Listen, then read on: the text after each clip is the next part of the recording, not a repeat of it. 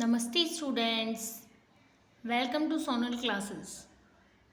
आज हम class 10th की एसएसटी का पार्ट 1 सत्ता की साझेदारी के बारे में चर्चा करेंगे। उससे पहले मैं आपको कुछ जानकारी दे दूं कि कक्षा 10वीं हिंदी मीडियम में कुल 4 किताबें हैं जो सामाजिक विज्ञान के अंतर्गत आती है। उसमें लोकतांत्रिक राजनीति का पाठ 1 सत्ता की साझेदारी है। इस पाठ का अंकवार 4 अंक का होता है। पाठ की शुरुआत बेल्जियम और श्रीलंका की भौगोलिक और जातीय बनावट से है। बेल्जियम यूरोप महाद्वीप का एक छोटा सा देश है, क्षेत्र में हरियाणा राज्य से भी छोटा। इसकी सीमाएं फ्रांस, नीदरलैंड, जर्मनी व लग्जमबर्ग से लगती है। ये क्वेश्चन बहुत बार आया हुआ है कि बेल्जियम की सीमाएं किन से लगती है। इसकी आबादी 1 करोड़ से अधिक, परंतु इस छोटे से देश के भौगोलिक बनावट जितनी सरल है उतनी जातीय बनावट जटिल है। बेल्जियम की जातीय बनावट की बात करें, यहाँ पर 59% लोग फ्लेमिश में रहते हैं जो डच भाषा बोलते हैं, 40% लोग बेलोनिया में रहते हैं जो फ्रेंच भाषा बोलते हैं, 1% लोग जर्मन भाषा बोलते हैं और राजधानी ब्रुसेल्स में 80% लोग फ्रेंच भाषा, 20% लोग डच भाषा बोलते हैं। यूरोपीय संघ का मुख्यालय ब्रुसेल्स में स्थित है। आप मानचित्र देख रहे हैं जिसमें ऊपर पीले रंग का फ्लेमिश है जहां डच भाषा बोली जाती है, नीचे रेड कलर में वेलोनिया है जहां फ्रेंच भाषा बोली जाती है और ब्रुसेल्स में जो ऑरेंज कलर की राजधानी है इसकी, यहाँ पर 80% फ्रेंच प्लस 20% डच भाषा बोली जाती है। साइड में आप देख रहे होंगे कि जर्मन भाषा बोलने वाले मैरून कलर में लाइनिंग बना करके जो चित्र बना हुआ है उसके अंतर्गत आते हैं।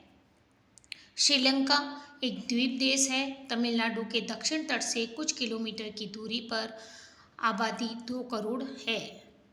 श्रीलंका की जातीय बनावट भी जटिल है। यहाँ पे सिंहली समुदाय के लोग और तमिल समुदाय के लोग अधिक रहते हैं।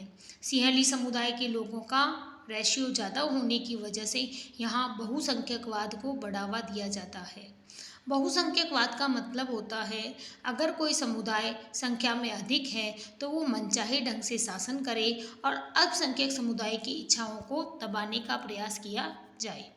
श्रीलंका में 74% सिंहली हैं, 18% तमिल जो 13% श्रीलंका से जुड़े हैं और 5% हिंदुस्तानी तमिल है जो अंग्रेज़ों के समय भारत से बागानों में काम करने के लिए श्रीलंका लाए गए थे।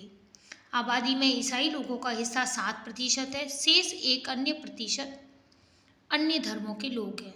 श्रीलंका में बहुसंख्यकवाद को बढ़ावा देने के लिए 1956 में एक कानून आया जिसके तहत तमिल को एक किनारे में करते हुए सिंहली भाषा को एकमात्र राजभाषा घोषित किया। विश्वविद्यालय और सरकारी नौकरी में सिंहलियों को प्राथमिकता दी गई।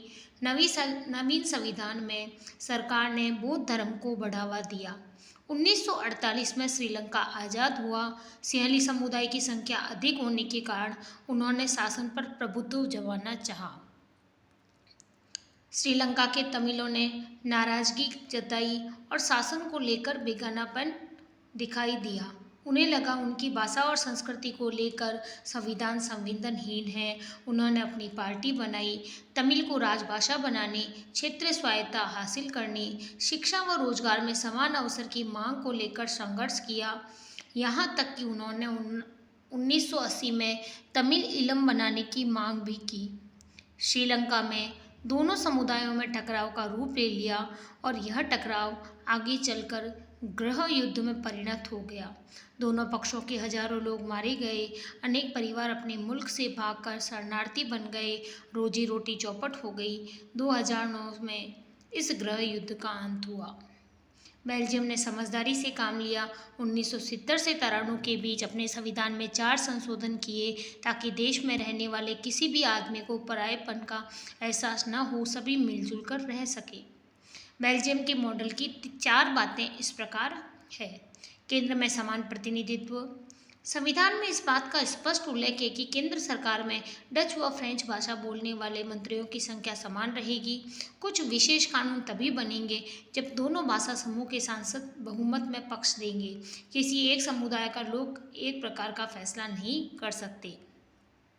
राज्य सरकार केंद्र सरकार के अधीन नहीं रहेगी। केंद्र सरकार की अनेक शक्तियां देश के दोनों इलाकों की क्षेत्रीय सरकारों को सौंप दी गई। अब राज्य सरकार केंद्र सरकार के अधीन नहीं रहेगी। ब्रुसेल्स में समान प्रतिनिधित्व। इसमें दोनों समुदायों को डच भाषा बोलने वाले व फ्रेंच भाषा बोलने वालों को समान प्रतिनिधित्व दिया गया। फ्रेंच भाषी लोगों ने ब्रुसेल्स में समान प्रतिनिधित्व स्वीकार किया क्योंकि डच भाषी लोगों ने केंद्र सरकार में उन्हें बराबरी का दर्जा दिया था। सामुदायिक सरकार। केंद्र और राज्य के अलावा यहाँ तीसरे स्तर की सरकार भी काम करती है, यानी सामुदायिक सरकार। इस सरकार का चुनाव एक ही भाषा बोलने वाले लोग करते हैं। डच, फ्रेंच, जर्मन बोलने वाले समुदाय के लोग जहाँ कहीं भी रहते हैं उस सरकार को चुनते हैं।